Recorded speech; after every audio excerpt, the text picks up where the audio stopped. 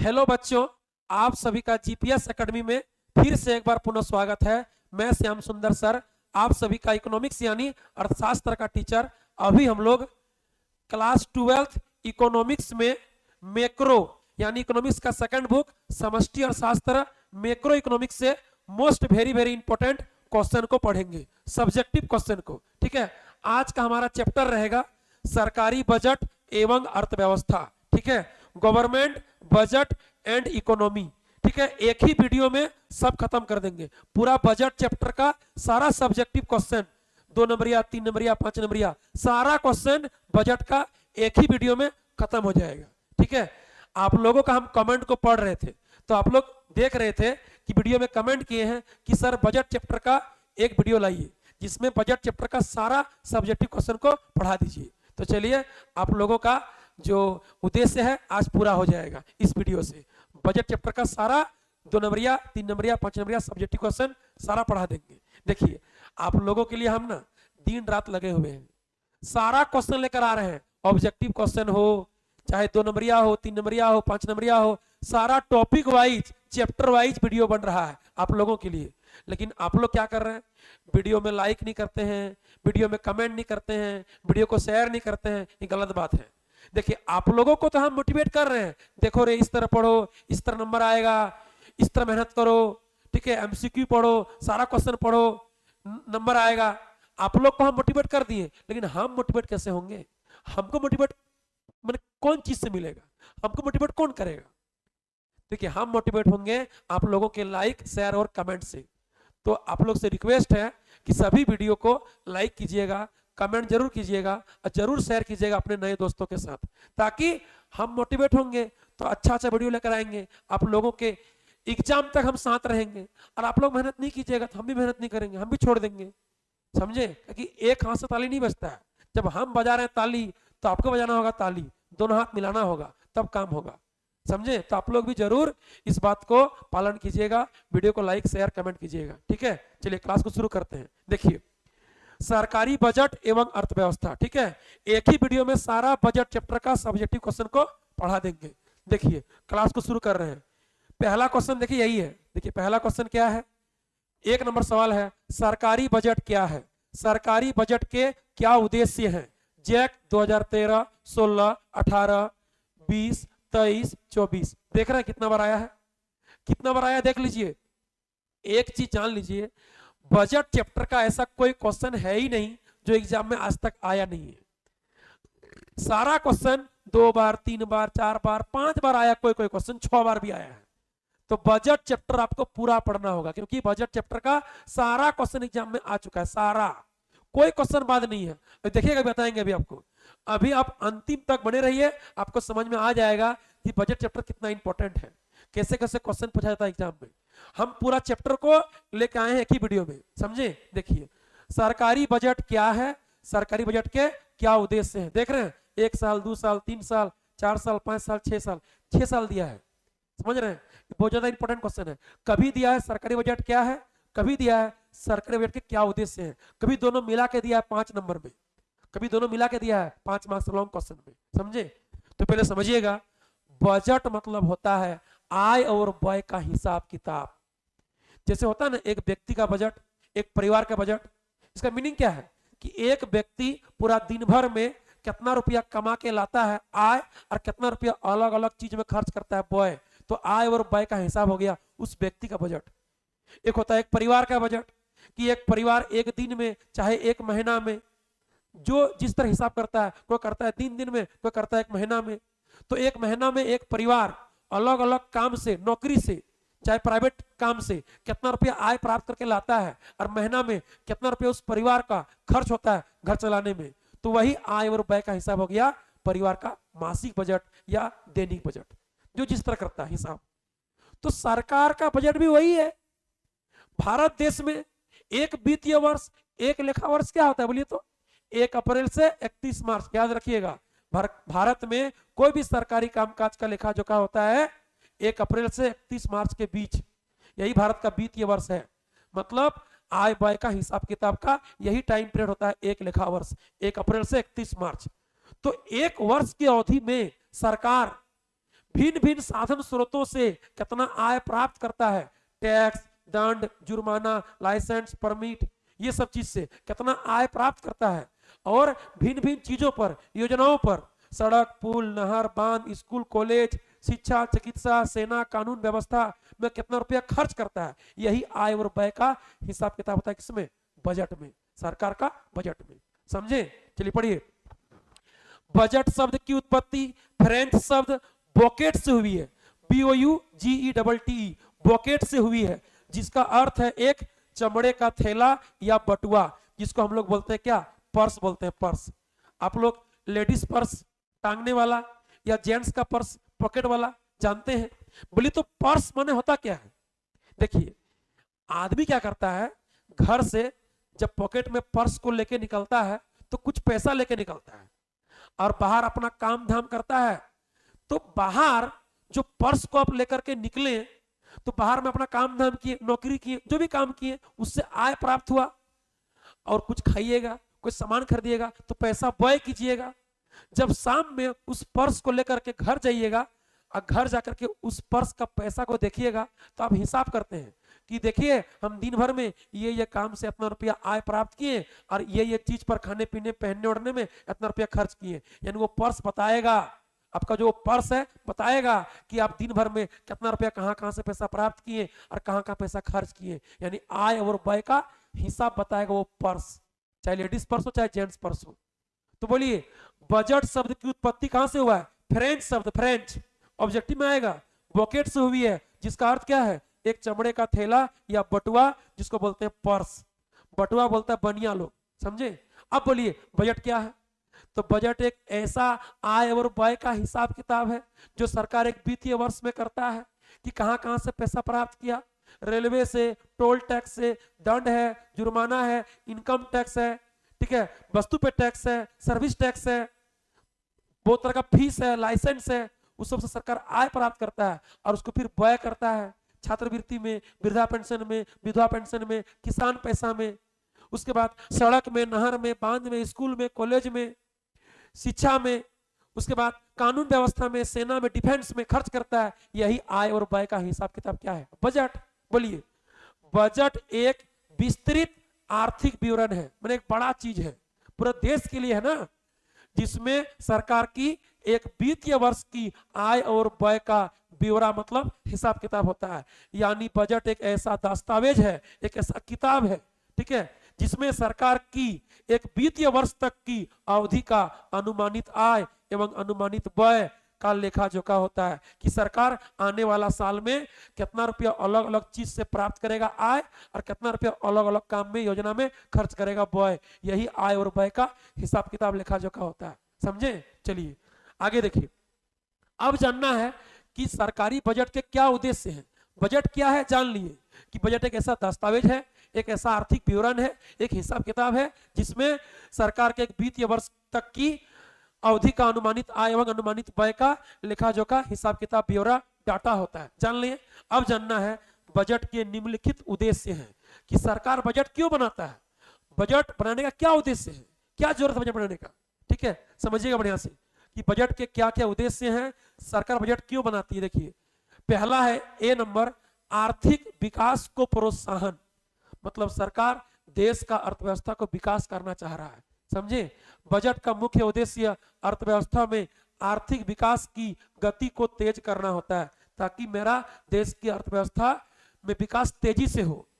आगे देखिए, दूसरा है बी नंबर, संतुलित क्षेत्रीय विकास, माने सभी क्षेत्र का एक बराबर विकास हो, कोई भी क्षेत्र आगे या पीछे ना रहे, सबका बराबर विकास हो। यानी सरकार बजट के माध्यम से संतुलित क्षेत्र विकास को बढ़ावा देने हेतु पिछड़े हुए क्षेत्र के विकास को प्रोत्साहित करती है। जो आगे है वो तो ठीक है, लेकिन जो पीछे रह गया है उसको आगे तक ले जाना है, मतलब सब क्षेत्र का विकास एक बराबर करना है, संतुलित, बैलेंस। आगे देखिए सी नंबर, आय एवं संपत्ति का समान वितरण। ठीक है, अब देखिए किसी के पास आय रोजगार अधिक है, किसी के पास नहीं है या कम है, तो सरकार बजट के माध्यम से सबका आय संपत्ति का वितरण को एक समान करना चाहता है, ताकि सबको काम मिले, सबको रोजगार मिले, सबका आय संपत्ति एक जैसा हो। अर्थव्यवस्था में आय की असमानता को कम करने में बजट एक महत्वपूर्ण भूमिका निभाती है, ताकि सबका आय रोजगार एक बराबर हो। आगे डी नंबर, आर्थिक स्थिरता। आर्थिक स्थिरता मतलब आय रोजगार में स्थिरता, कि अर्थव्यवस्था में न तेजी हो न मंदी हो। देखिए महंगाई भी ठीक नहीं है और मंदी भी देश के लिए ठीक नहीं है। होना चाहिए देश की अर्थव्यवस्था बैलेंस में, संतुलन में। तो अर्थव्यवस्था में तेजी यानी महंगाई और मंदी माने बेरोजगारी के चक्र चलते रहते हैं, ठीक है, चलते रहते हैं, चलते रहते हैं, ठीक है, चक्र चलते रहते हैं, जिसे नियंत्रित करके अर्थव्यवस्था में स्थिरता प्राप्त करना भी बजट का उद्देश्य होता है। समझे कि देश की अर्थव्यवस्था में कोई तेजी मंदी नहीं हो, महंगाई बेरोजगारी नहीं हो, एक बराबर बैलेंस हो। आगे देखिए ई नंबर है रोजगार का सृजन, नौकरी देना, लोगों को काम से जोड़ना, रोजगार देना। अर्थव्यवस्था में रोजगार का सृजन करना भी सरकार के बजट का एक महत्वपूर्ण उद्देश्य होता है। इसके लिए सरकार विभिन्न प्रकार की योजनाओं को चलाती है। देखना सरकार लोगों को रोजगार देने के लिए, रोजगार से जोड़ने के लिए अलग अलग तरह का योजना यानी प्लानिंग लाता है, प्लानिंग करता है। जैसे मनरेगा हो गया, मनरेगा के तहत कुआं, पोखरा, तालाब का कुड़ाई होता है, वृक्षारोपण होता है, जिससे ग्रामीण क्षेत्र के लोग को रोजगार मिलता है, ग्रामीण सड़क के काम में भी, ठीक है, रेलवे में लोग को नौकरी मिलता है, स्कूल में है, कॉलेज में है, इस सब में लोग को नौकरी मिलता है, काम मिलता है, रोजगार मिलता है। तो बजट का ये उद्देश्य है, एकदम वेरी वेरी इंपॉर्टेंट, याद रखिएगा बजट क्या है और बजट का क्या उद्देश्य है, वेरी वेरी इंपॉर्टेंट, ठीक है, बहुत बार दिया एग्जाम में। आगे पढ़िए, देखिए अगला सवाल क्या है। अगला सवाल है सवाल नंबर 2, बजट प्राप्तियां क्या है, राजस्व प्राप्तियां एवं पूंजीगत प्राप्तियां में क्या अंतर है। देखिए जैक बोर्ड 2024-25 देखिए दोनों बार दिया है, 24 में 25 में दोनों में दिया है क्या, राजस्व प्राप्तियां पूंजीगत प्राप्तियां का डेफिनेशन देगा चाहे अंतर देगा। एक ही क्वेश्चन में सारा पढ़ लीजिए, समझे। आपको देगा राजस्व प्राप्तियां क्या है, लिख दीजिए ये वाला 1 नंबर, देगा पूंजीगत प्राप्तियां क्या है, लिख दीजिए 2 नंबर, देगा अंतर क्या, अंतर भी यही है, समझे। कुछ क्वेश्चन देगा यही से बनेगा। बोलिए बजट प्राप्तियां क्या है। बजट प्राप्तियां मतलब प्राप्तियां माने आय, तो सरकार को एक वित्तीय वर्ष में सभी साधन स्रोतों से जितना आय प्राप्त होता है, मुद्रा राशि, उसी को बोलेंगे बजट प्राप्तियां। पढ़िए बजट प्राप्तियां मतलब बजट रिसिप्ट, जो सरकार रिसिप्ट करता है, आय प्राप्त करता है। एक वित्तीय वर्ष में सरकार को सभी साधन स्रोतों से प्राप्त होने वाली अनुमानित मौद्रिक आय को बजट प्राप्तियां कहा जाता है, समझे। बजट प्राप्तियां को 2 भागों में वर्गीकृत किया गया है, यानी सरकार जो एक वित्तीय वर्ष में प्राप्त करता है मौद्रिक राशि आय, उसको बोलेंगे बजट प्राप्तियां, जिसका 2 प्रकार है, 2 भागों में बांटा गया है। देखिए पहला क्या है, 1 नंबर राजस्व प्राप्तियां, रेवेन्यू रिसिप्ट, और दूसरा है पूंजीगत प्राप्तियां, कैपिटल रिसिप्ट, ठीक है, पढ़ना है हम लोग को, बढ़िया समझिएगा। राजस्व प्राप्तियां क्या है और पूंजीगत प्राप्तियां क्या है। देखिए राजस्व प्राप्तियां मतलब पैसा के रूप में प्राप्ति, और पूंजीगत प्राप्तियां मतलब पूंजीगत सामान के रूप में प्राप्ति, समझे। अब देखिए बढ़िया समझिए, राजस्व प्राप्तियां क्या है, बोलता है एक वित्तीय वर्ष में सरकार को प्राप्त होने वाली वैसा आय, वैसा प्राप्तियां जिनसे ना तो सरकार का कोई दायित्व उत्पन्न होता है और ना तो सरकार की परिसंपत्तियों में कोई कमी होती है, उसको बोलेंगे राजस्व प्राप्तियां। बढ़िया समझिएगा, ना तो इससे कोई दायित्व उत्पन्न होगा कि कुछ करना है सरकार को, ऐसा कोई दायित्व उत्पन्न होगा नहीं, और ना तो उसका परिसंपत्ति में मतलब पूंजी में कोई कमी होगा। तो बोलिए हम लोग देते हैं सरकार को टैक्स, यानी सरकार वस्तु पर, सेवा पर, संपत्ति पर, इनकम पर लोगों से लेता है टैक्स। अच्छा बोलिए जो सरकार को टैक्स देता है, यानी लोग, हम लोग सब सरकार को टैक्स देता है, टैक्स देने वाला को बदले में कुछ मिलता है सरकार द्वारा, कुछ भी नहीं मिलता है। बोलिए सोच के देखिए, लोग या हम लोग वस्तु खरीदते हैं या किसी का इनकम ज्यादा है, किसी का संपत्ति ज्यादा है, तो लोग सरकार को टैक्स देता है, क्योंकि उसका आय संपत्ति ज्यादा हो गया, हद से अधिक हो गया, तो टैक्स भरना पड़ेगा। तो बोलिए लोग जो सरकार को टैक्स देता है, हम लोग टैक्स देते हैं, सरकार बदले में टैक्स देने वाला कुछ देता है, कुछ नहीं देता है। याद रखिएगा सरकार टैक्स देने वाले को बदले में कोई विशेष लाभ नहीं देती है। अरे भाई इसका तो इनकम खुदे ज्यादा है, इसका संपत्ति खुदे ज्यादा है, तब नहीं टैक्स दे रहा सरकार को। जब इसका इनकम संपत्ति पहले से ज्यादा है तो इस सरकार को टैक्स दे रहा है, अब सरकार क्या देगा इसको। तो सरकार इससे प्राप्त होने वाली आय को, राशि को सार्वजनिक कल्याण में खर्च करती है। वृद्धा पेंशन, छात्रवृत्ति, विकलांग पेंशन, मैया सम्मान पैसा, रोड, पुल, सड़क, नहर, बांध, स्कूल, कॉलेज, शिक्षा, चिकित्सा, ये सब पर खर्च करती है। यानी जिसका इनकम ज्यादा है, संपत्ति अधिक है, उस सरकार को टैक्स देगा, सरकार उसको कुछ नहीं देगा, सरकार बदले में कुछ नहीं देगा। अच्छा बोलिए, जब सरकार बदले में कुछ दिया ही नहीं तो सरकार का संपत्ति कम हुआ नहीं, पर संपत्ति में कोई कमी नहीं हुआ, और जब दिया ही नहीं तो दायित्व तो उत्पन्न हुआ नहीं। जब सरकार बदले में कुछ देगा ही नहीं तो ना दायित्व उत्पन्न हुआ, ना संपत्ति में कमी हुआ। इससे प्राप्त राशि को सरकार सार्वजनिक कल्याण में, लोगों के कल्याण में खर्च करता है, इसको आपस कुछ नहीं मिलेगा। समझे, पढ़िए। वे प्राप्तियां जो ना तो सरकार की दायित्व का निर्माण करती है और ना ही सरकार की परिसंपत्तियों को कम करती है, राजस्व प्राप्तियां कहलाती है। उदाहरण के लिए कर, कर माने टैक्स, एक राजस्व प्राप्ति है। समझ में आया? बोलिए, लोग जो सरकार को इनकम टैक्स या संपत्ति पर टैक्स दे रहा है, उसका ज्यादा संपत्ति ज्यादा इनकम है, टैक्स दे रहा है, लेकिन सरकार बदले में कुछ देता नहीं है। जब देता ही नहीं है तो दायित्व उत्पन्न हुआ ही नहीं, और जब दिया ही नहीं है तो संपत्ति में कमी नहीं हुआ। यानी वे प्राप्तियां जो ना तो सरकार का कोई दायित्व को उत्पन्न करती है और ना तो सरकार की परिसंपत्तियों को कम करती है। यानी वैसा प्राप्ति जिससे ना तो सरकार का कोई दायित्व उत्पन्न होता है और ना तो सरकार की परिसंपत्तियों में कोई कमी होती है, परिसंपत्तियों को कम करती है, उसी को बोलेंगे राजस्व प्राप्तियां। उदाहरण के लिए कर माने टैक्स एक राजस्व प्राप्ति है। समझे? आगे चलिए, पूंजीगत प्राप्ति। तो पूंजीगत माने क्या? पूंजीगत सामान के रूप में। आप समझिएगा, देखिएगा कभी कभी सरकार को ना देश चलाने के लिए, मान लीजिए घाटा हो गया, घाटा, तो देश चलाने के लिए लेना पड़ता है आरबीआई या वर्ल्ड बैंक, विश्व बैंक से ऋण। अच्छा बोलिए, आप गांव में किसी से ऋण लेते हैं तो आपका मुंह देख कर तो ऋण नहीं दे देगा। आप जब ऋण लीजिएगा ना तो आपको अपना संपत्ति या कोई पूंजीगत सामान रखना पड़ेगा गिरवी, गाड़ी, सोना, चांदी, जमीन, जगह जो भी हो, रखना पड़ेगा गिरवी। तो बोलिए, आपको तो ऋण मिल गया, तो ऋण जो मिला तो ऐसे नहीं मिला, अपना पूंजीगत सामान उसको कुछ दिए हैं, बदले में रखे हैं। अच्छा, ऋण लिए हैं तो ऋण चुकाना भी होगा। जब ऋण लिए हैं तो ऋण चुकाना होगा, नहीं चुकाइएगा तो जो सामान रखे गिरवी चला जाएगा। तो बोलिए, जब आप ऋण लेते हैं तो जैसे किसी से ऋण लीजिएगा ना, लीजिएगा कर्जा, तो आपके सामने दो बात आएगा। एक तो आपका कपार में आ जाएगा हेडेक, माथा में आएगा हेडेक, टेंशन कि ऋण लिए हैं चुकाना होगा, और दूसरा आपका जो संपत्ति था, सोना, चांदी, गाड़ी, घोड़ा, जमीन, जगह, उसको रख दिए गिरवी, तो आपका संपत्ति में कमी हो जाता है और दायित्व तो उत्पन्न हो जाता है हेडेक कि हमको ऋण लिए हैं तो चुकाना होगा, और संपत्ति घट गया। तो सरकार के साथ भी वैसा ही होता है। सरकार जब किसी कंपनी से, किसी संस्था से, चाहे सहारा हो, एलआईसी हो, या चाहे वर्ल्ड बैंक हो, चाहे आरबीआई हो, जब उससे लेता है ऋण तो अपना परिसंपत्ति देता है उनको। तो जब संपत्ति देगा तो संपत्ति में कमी हो गया, और जब ऋण लिया है तो ऋण चुकाना होगा, तो एक दायित्व मैंने हेडेक उत्पन्न हो गया कि ऋण लिया तो देना होगा।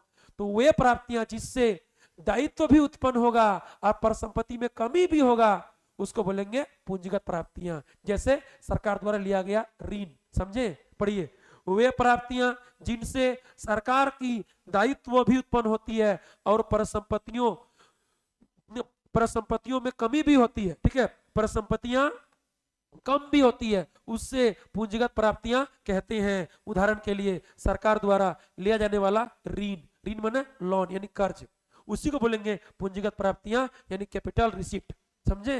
यानी वे प्राप्तियां जिनसे सरकार का दायित्व भी उत्पन्न होगा और परिसंपत्तियां कम भी होगा, उसको बोलेंगे पूंजीगत प्राप्ति। क्योंकि ऋण लिए हैं तो कुछ रख के लिए हैं, तो जब पूंजीगत सामान को दिए गिरवी में रखे, उसके पास संपत्ति घट गया और ऋण लिए हैं चुकाना पड़ेगा, तो दायित्व मैंने हेडेक उत्पन्न हो गया।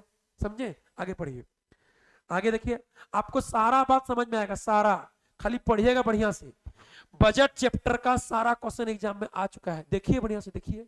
कर माने टैक्स, देखिए सवाल नंबर 3 है, कर यानी टैक्स क्या है, कर की क्या विशेषताएं हैं, जैक 2014 और 22।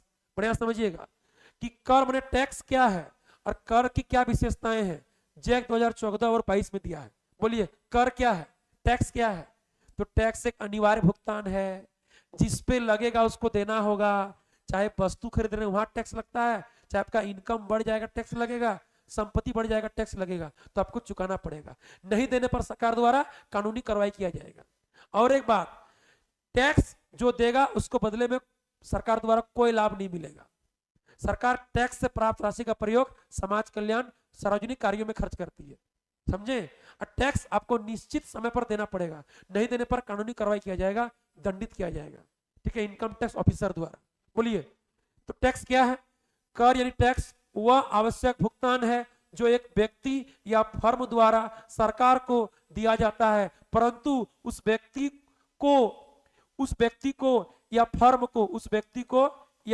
को सरकार द्वारा कोई विशेष लाभ नहीं मिलती है। याद रखिएगा कि टैक्स एक अनिवार्य भुगतान है, आवश्यक है, लगा है वस्तु पर, लगा है इनकम पर, लगा है संपत्ति पर, देना पड़ेगा, नहीं देने पर कानूनी कार्रवाई किया जाएगा। लेकिन टैक्स जो देगा, जो व्यक्ति या फर्म संस्था टैक्स देगी, बदले में सरकार द्वारा कोई लाभ नहीं मिलेगा। समझे। देखिए लिख दिया, परंतु उस व्यक्ति को या फर्म को सरकार द्वारा कोई विशेष लाभ नहीं मिलती है। कर की मैंने टैक्स की निम्नलिखित विशेषताएं हैं। देखिए क्या क्या। पहला, कर यानी टैक्स एक अनिवार्य भुगतान है, देना पड़ेगा। दूसरा, कर से प्राप्त होने वाली आय का उपयोग सामान्य हित के लिए किया जाता है, मतलब सार्वजनिक कल्याण के लिए, ठीक है। सार्वजनिक कल्याण माने समाज कल्याण के लिए पैसा खर्च होता है, ठीक है, समाज कल्याण के लिए पैसा खर्च किया जाता है, देश के विकास के लिए। तीसरा देखिए, सरकार करदाता को कर के बदले में कोई विशेष लाभ प्रदान नहीं करती। याद रखिएगा, ठीक है। सरकार करदाता को माने जो टैक्स दे रहा है उसको कर के बदले, देखिए यहाँ पर इस तरह होगा, कर के बदले में कोई विशेष लाभ प्रदान नहीं करती है। याद रखिएगा। चौथा, कर का भुगतान निश्चित समय पर किया जाता है, नहीं देने पर कानूनी कार्रवाई की जा सकती है।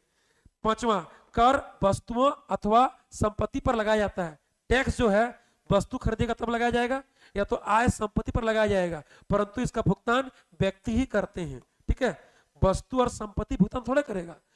आप वस्तु खरीद रहे हैं या आपका आय संपत्ति अधिक हो गया तो उस पर टैक्स लगाया जाएगा, लेकिन भुगतान आपको करना पड़ेगा, व्यक्ति करना पड़ेगा। यह है टैक्स का विशेषता।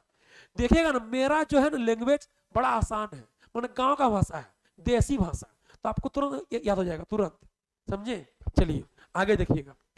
आगे देखिए, अगला है सबसे वेरी वेरी इंपॉर्टेंट सवाल, ठीक है, 2026 के लिए। याद रखिएगा। क्या? सवाल नंबर 4 है, प्रत्यक्ष कर डायरेक्ट टैक्स एवं अप्रत्यक्ष कर इनडायरेक्ट टैक्स में क्या अंतर है? जैक 2013, 15, 18, 22। देख रहे हैं। सारा सवाल एग्जाम में आया है, सारा, खाली आपको पढ़ना होगा बस। समझे। सारा सवाल आया है। प्रत्यक्ष कर डायरेक्ट टैक्स, अप्रत्यक्ष कर इनडायरेक्ट टैक्स में क्या अंतर है, ठीक है। ये सवाल ना बहुत ज्यादा इजी भी है और बहुत ज्यादा इंपॉर्टेंट भी है। डायरेक्ट टैक्स और इनडायरेक्ट टैक्स, याद रखिएगा, इनडायरेक्ट टैक्स, ठीक है। समझिए बढ़िया से। बोलता प्रत्यक्ष कर वह कर है जो जिस पे लगता है वही चुकाता है, उस टैक्स को हम दूसरे व्यक्ति पर टाल नहीं सकते हैं। अब बोलिए, सरकार मेरा इनकम पे टैक्स लगा दिया, तो मेरा इनकम पे लगा, हम कमाते हैं तो हमको टैक्स भरना पड़ेगा ना। अब बोलिए, मेरा संपत्ति पे टैक्स लग गया, यानी मेरा गाड़ी अधिक है, जमीन अधिक है, घर अधिक है, सोना चांदी संपत्ति अधिक है, टैक्स लग गया, तो हमको चुकाना होगा ना, हम किसी दूसरे पर टाल नहीं सकते हैं। समझे। इसको बोलेंगे प्रत्यक्ष कर। और इसमें जिस तरह से आय संपत्ति मेरा बढ़ेगा और टैक्स बढ़ेगा, यानी ये प्रगतिशील है। जिस तरह आय संपत्ति बढ़ता जाएगा टैक्स बढ़ता जाएगा। समझे। अब समझिए कि अप्रत्यक्ष कर क्या है, इनडायरेक्ट टैक्स क्या है। बोलिए, हम एक कलम खरीदें तो दुकानदार हमसे टैक्स ले लिया, लेकिन इस कलम को यदि हम लिखेंगे तो हम टैक्स देंगे, लेकिन इस कलम को हम खरीद के लाए, हम पे टैक्स लगा, हम टैक्स चुका दिए, ठीक, हम पे टैक्स लगा, हम दे दिए, लेकिन इस कलम को आपको बेच दिए, हम 2 टका 5 टका लाभ पर आपको बेच दिए। अब बोलिए टैक्स क्या देगा? लगा था हम पे, लेकिन हम आपको बेच दिए, अब आप टैक्स दीजिएगा। यानी आपसे हम टैक्स ले लेंगे, हम टैक्स देंगे दुकानदार को, दुकानदार कंपनी को, कंपनी सरकार को। तो सरकार के पास इस कलम का टैक्स जा रहा है, डायरेक्ट नहीं जा रहा है, जा रहा है इनडायरेक्ट रूप में। कैसे? पहले सरकार टैक्स लगाया कंपनी पे, कंपनी ले लिया दुकानदार से, दुकानदार ले लिया हमसे, हम ले लिए आपसे। तो बोलिए, वस्तु एवं सेवा कर जो होता है वो डायरेक्ट भुगतान नहीं होता है, लगता किसी और पे है, चुकाता कोई और है। सोच के देखिए ना, सोच के देखिए। जैसे हम कोचिंग पढ़ाते हैं, सरकार हमसे टैक्स लेगा, अपना घर से थोड़ा देंगे, हम तो स्टूडेंट से लेके देंगे ना।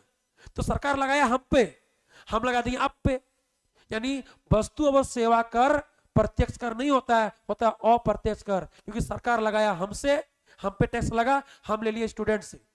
यानी सेवा कर हम जो पढ़ा रहे हैं, या डॉक्टर इलाज करता है, डॉक्टर तो सरकार लगाया टैक्स डॉक्टर पे, डॉक्टर ले लिया पेशेंट से। सरकार लगाया टैक्स मास्टर पे, मास्टर ले लिया स्टूडेंट से। तो लग रहा है किसी और पे, चुका रहा है कोई और, यानी इसको बोलेंगे इनडायरेक्ट टैक्स, इसको बोलेंगे अप्रत्यक्ष कर। अच्छा, ये होगा क्या?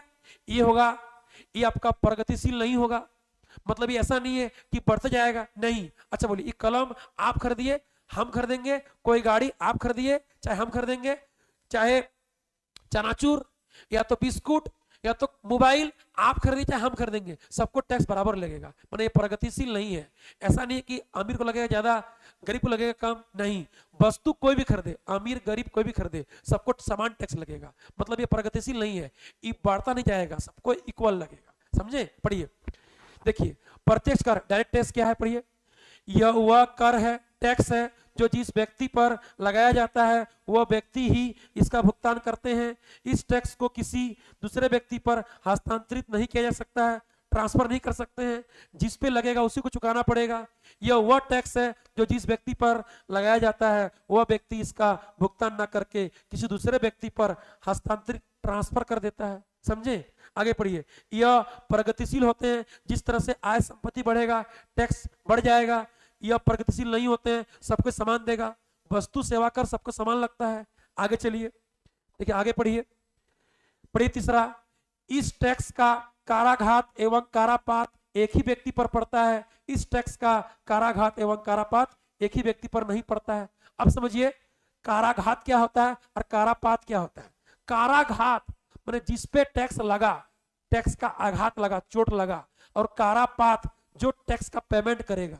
तो इसमें जिस पे टैक्स लगेगा वही पेमेंट करेगा, इसलिए बोल रहा है इस टैक्स का काराघात एवं कारापात एक ही व्यक्ति पर पड़ता है। और इसमें जिस पे टैक्स लगेगा काराघात, वो पेमेंट नहीं करेगा, वो दूसरों से लेके पेमेंट करेगा।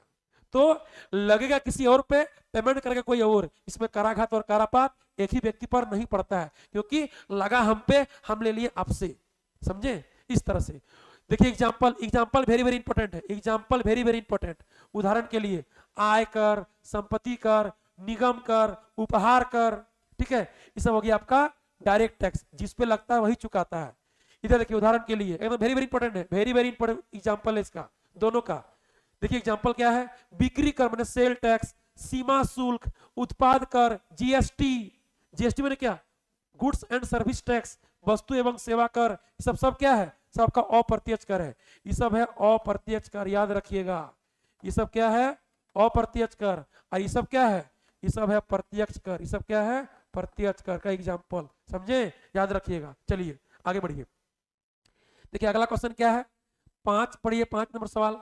आनुपातिक कर, प्रगतिशील कर एवं प्रतिगामी कर को परिभाषित करें। जैक 2013 और 19।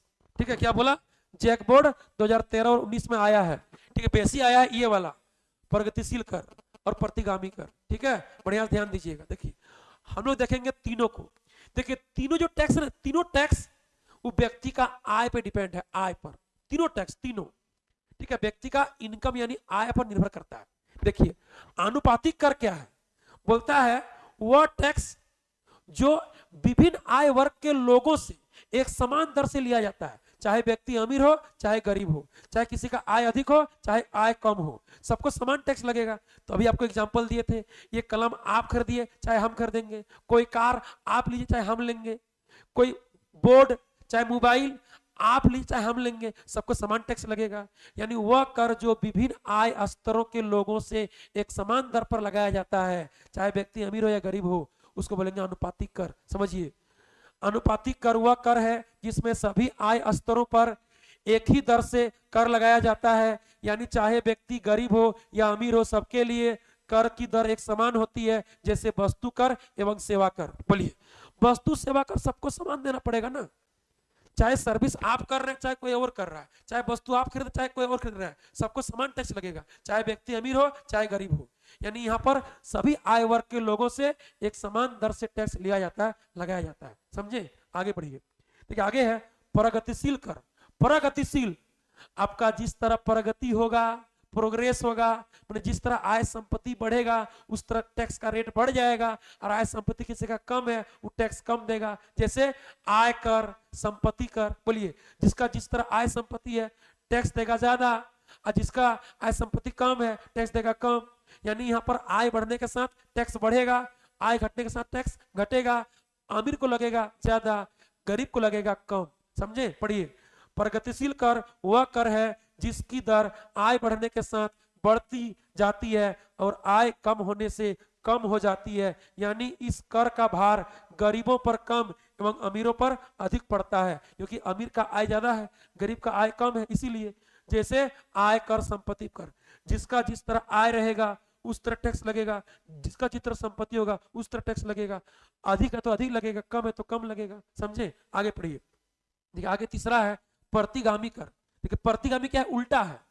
जैसे बोलते हैं ना समांतर, प्रति समांतर, समांतर माने सीधा सीधा, प्रति समांतर माने उल्टा, उसी तरह प्रतिगामी है। तो इसका उल्टा है ये वाला। पता है इसमें क्या होगा? आय बढ़ने के साथ टैक्स का रेट घटेगा और आय घटने के साथ टैक्स का रेट बढ़ेगा। बोलेगा कैसे? ये तो उल्टा हो गया। ये तो पड़ेगा अमीर पर कम, गरीब पर ज्यादा। कैसे? देखिए हम लोग करते हैं मोबाइल टीवी रिचार्ज टैक्स। देखिएगा जब मोबाइल या डिश एंटीना टीवी का जब कीजिएगा रिचार्ज ना, तो जितना कम दिन का कीजिएगा, एक एक महीना 2 महीना कीजिएगा, देखिए आपको महंगा पड़ेगा। और जितना कीजिएगा 6 महीना साल भर का रिचार्ज, टीवी रिचार्ज या मोबाइल रिचार्ज, आपको सस्ता पड़ेगा। अब बोलिए 6 महीना का, साल भर का क्या करेगा?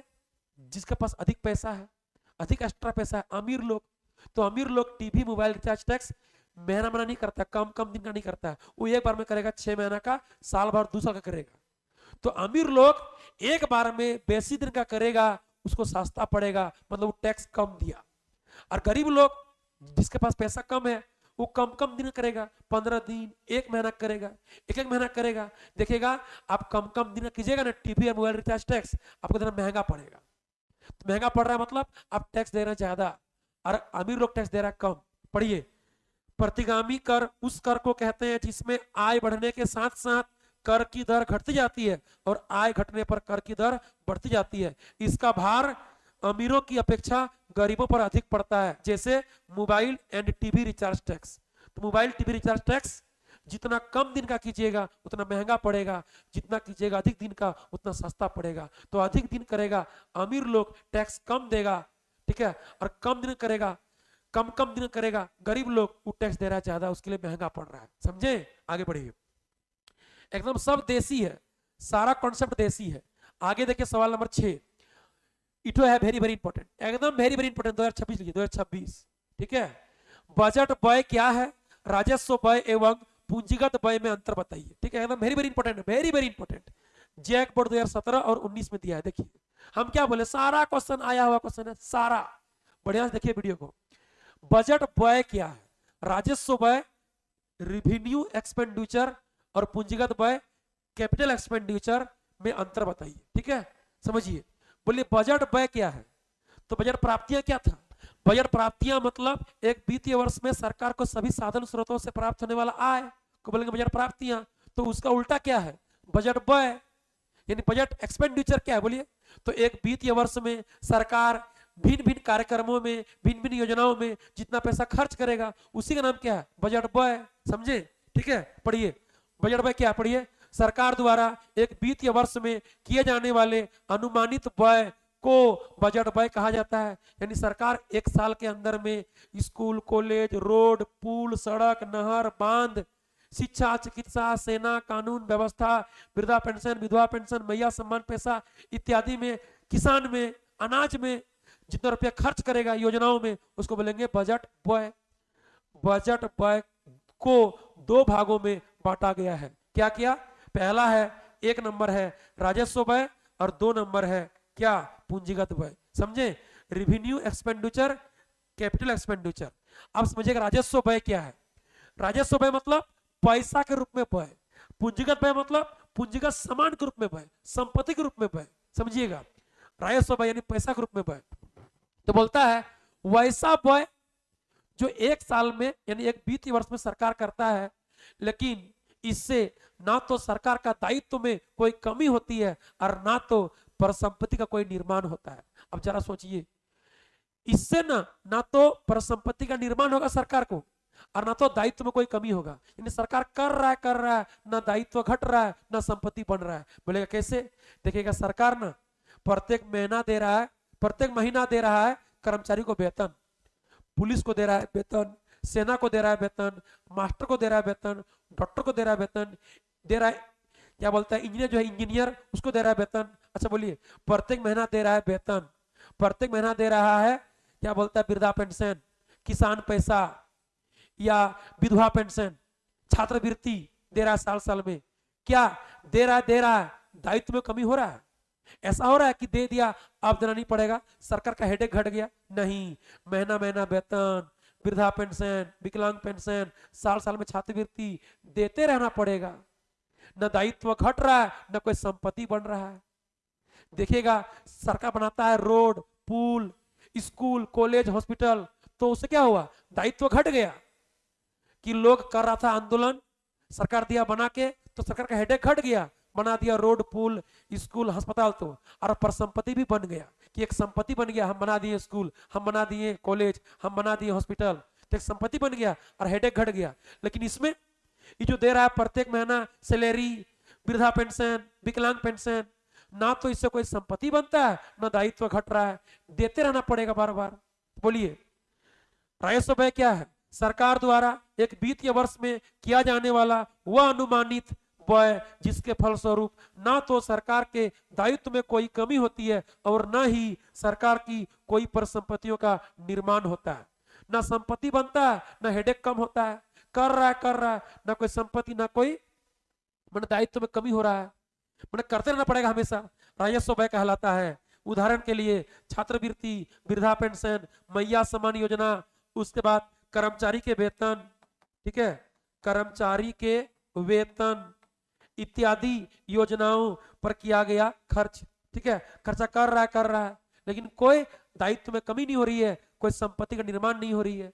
आप समझिए पूंजीगत व्यय क्या है। देखिए, इससे दोनों होगा, इससे दायित्व में कमी भी होगा और परिसंपत्ति का निर्माण भी होगा। बोले कैसे? सरकार बना दिया क्या, सड़क, पुल, बांध, स्कूल, हॉस्पिटल, ठीक है, हाईवे, रोड इत्यादि के निर्माण पर किया गया खर्च। इससे क्या होगा? सरकार बना दिया रोड, पुल, सड़क, नहर, बांध, स्कूल, हॉस्पिटल, तो एक परिसंपत्ति बन गया।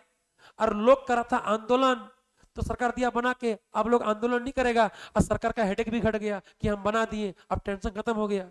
बोलिए, सरकार द्वारा एक वित्तीय वर्ष में किया जाने वाला वह अनुमानित व्यय जिसके फलस्वरूप सरकार के दायित्व में कमी भी होती है और सरकार की परिसंपत्तियों का निर्माण भी होता है, पूंजीगत व्यय कहलाता है। इससे संपत्ति बनेगा भी और हेडेक मतलब दायित्व में कमी भी आएगा। समझे? आगे पढ़िए, देखिए आगे क्या है।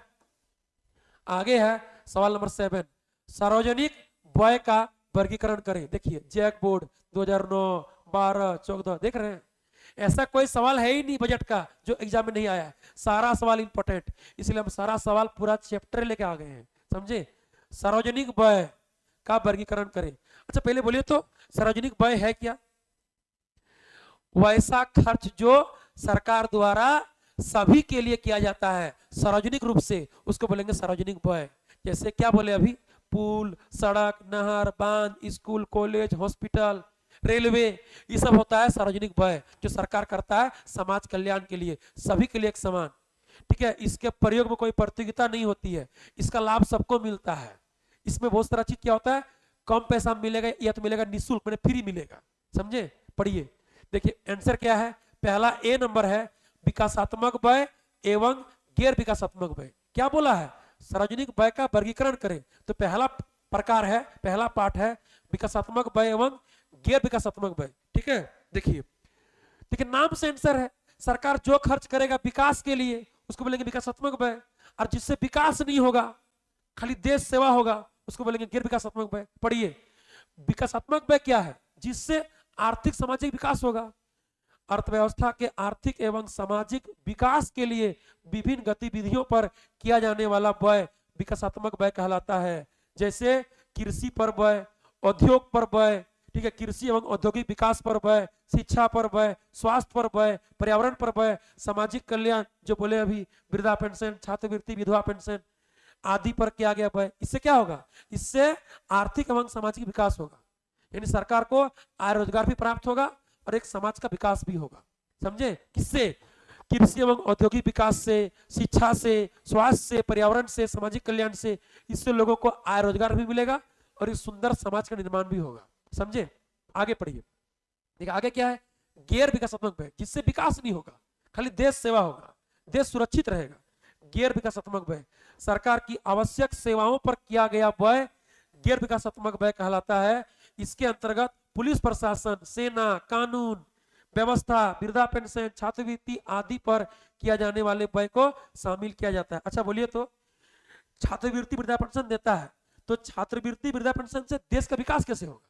विकास नहीं है, खाली सेवा हो रहा है, समाज कल्याण हो रहा है। ठीक है, और क्या देखिए, और क्या बोला, पुलिस प्रशासन, सेना, डिफेंस, कानून व्यवस्था।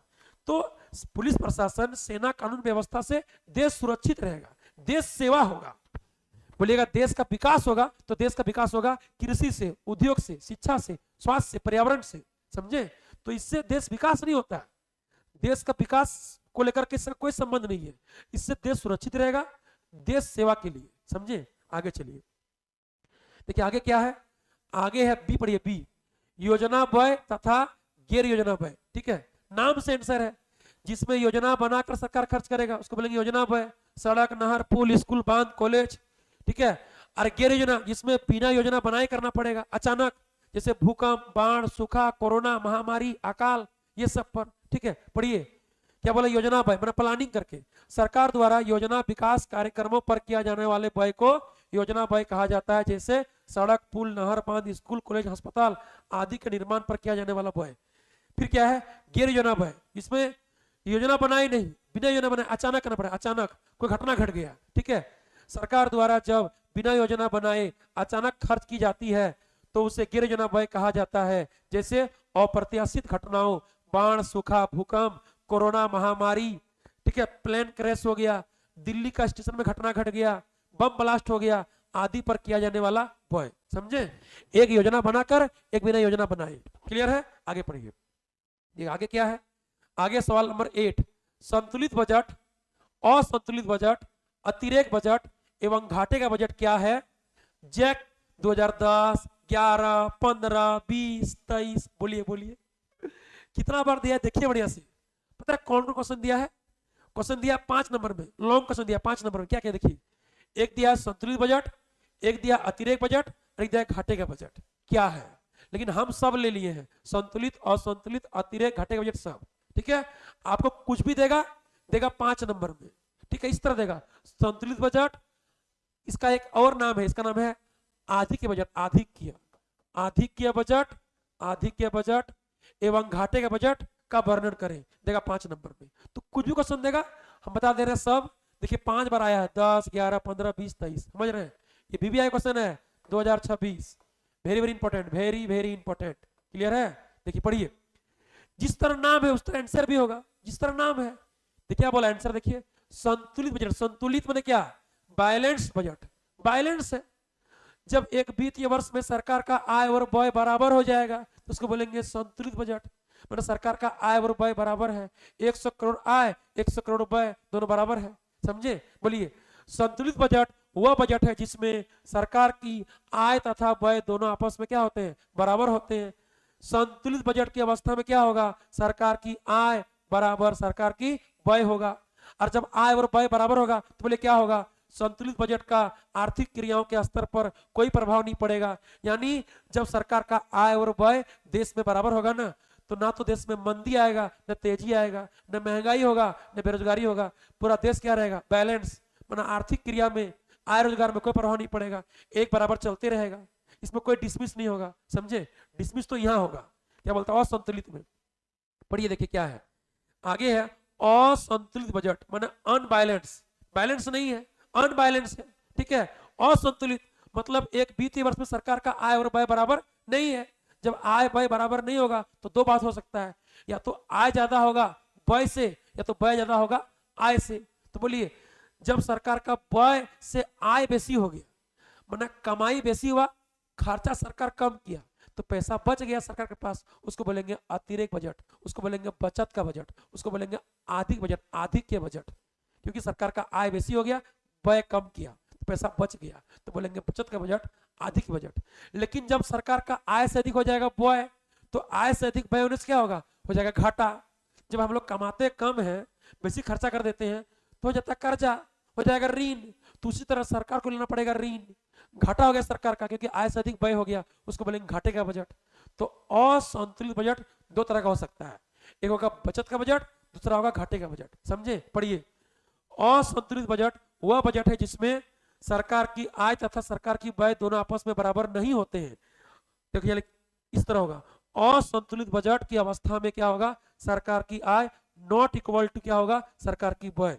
आप समझिए, असंतुलित बजट दो प्रकार का हो सकता है। जब आय और व्यय बराबर नहीं होगा तो उसको बोलेंगे असंतुलित बजट। तो ये दो केस हो सकता है ना, यहाँ पर दो केस होगा। एक केस ये हो सकता है कि आय अधिक होगा व्यय से, तब सरकार के पास पैसा बचेगा, उसको बोलेंगे बचत का बजट।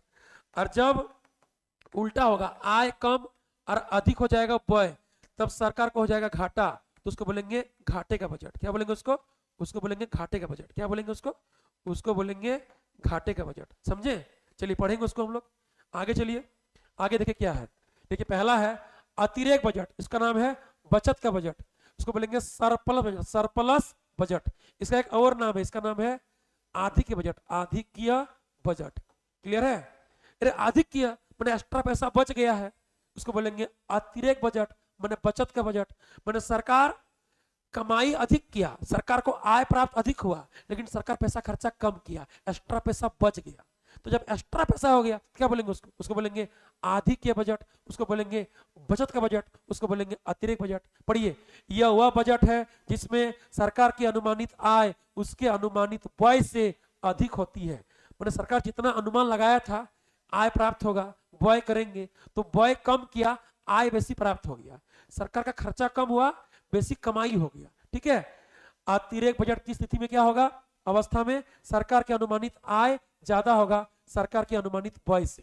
ठीक है, जब सरकार का अनुमानित आय व्यय से अधिक हो जाएगा तो पैसा बचेगा, उसको बोलेंगे अतिरिक्त बजट, बचत का बजट, मतलब सरप्लस बजट। ठीक है, अब समझिए प्रभाव क्या पड़ेगा, जब सरकार का आय ज्यादा हो जाएगा व्यय से तो क्या प्रभाव पड़ेगा, बढ़िया समझना है। देखिए प्रभाव क्या पड़ेगा, देखिए यहाँ लिख रहे हैं, बढ़िया समझिएगा। अतिरेक बजट, ठीक है, कौन बजट, अतिरेक बजट। अतिरेक बजट का अर्थ क्या है कि सरकार का आय अधिक प्राप्त हुआ, सरकार व्यय कम किया। ठीक है, इसका मतलब इससे हुआ क्या, इससे सरकार कम सरकारी व्यय किया, सरकार पैसा खर्चा कम किया, बचा लिया पैसा, कम सरकारी व्यय हुआ। तो जब कम सरकारी व्यय होगा, ठीक है, तो देश में कम आर्थिक क्रिया होगा। ठीक है, देश में आय रोजगार कम होगा, आर्थिक क्रिया कम होगा, यानी कम आर्थिक क्रियाएं। यदि कम आर्थिक क्रियाएं होगा तो कम निवेश होगा, यानी लोग पैसा निवेश कम कर पाएगा, क्योंकि सरकार पैसा खर्चा कम किया है। तो इससे क्या होगा, देश के लोग को कम आय रोजगार मिलेगा, कम आय एवं रोजगार मिलेगा। और बोलिए, जब देश के लोग को आय रोजगार कम मिलेगा तो क्या होगा, तो लोग कम उपभोग कर पाएगा, कम उपभोग कर पाएगा एवं बचत भी कम कर पाएगा।